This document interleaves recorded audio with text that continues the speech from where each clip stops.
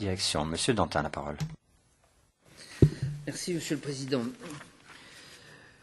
Il a déjà été beaucoup question de la monnaie d'échange et de la variable d'ajustement. Je ne vais pas y revenir. Moi, il me semble que dans le texte, nous devons rappeler de manière plus forte la nature particulière du secteur agroalimentaire, avec ses contraintes et ses sensibilités spécifiques.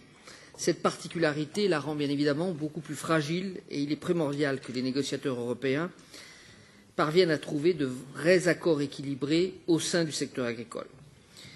Il me semble également qu'il faille s'assurer que les secteurs agricoles sensibles soient correctement protégés face à l'ouverture des marchés à nos principaux partenaires commerciaux qui sont également nos premiers concurrents agricoles.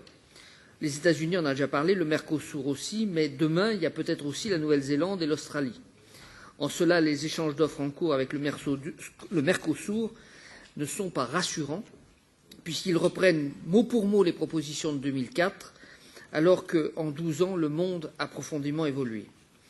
Je souhaite appeler la Commission à être très attentive quant aux effets cumulés des concessions tarifaires de l'UE.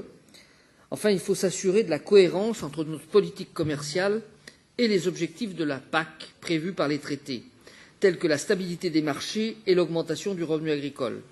Nous ne pouvons pas à la fois soutenir nos agriculteurs à travers un budget de la PAC en réduction et les mettre en danger en ouvrant le marché européen aux pays les plus compétitifs du monde en matière agricole.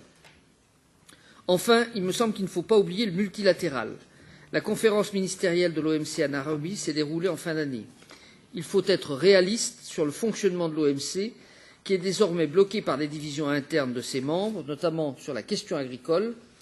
Moi, je pose la question, je l'ai déjà dit dans cette instance, est-ce que l'OMC, je pense que oui, sauf en termes de juridiction. Aujourd'hui, Doha comme Nairobi n'ont pas apporté des résultats à la hauteur des attentes de l'agriculture européenne. Il me semble essentiel que l'Union européenne redéfinisse sa stratégie vis-à-vis de l'OMC et arrête de se comporter comme le seul dernier gardien du temple du régime international du commerce au prix de concessions unilatérales européennes allant à l'encontre de nos intérêts. Les autres parties du monde se sont assises sur l'OMC.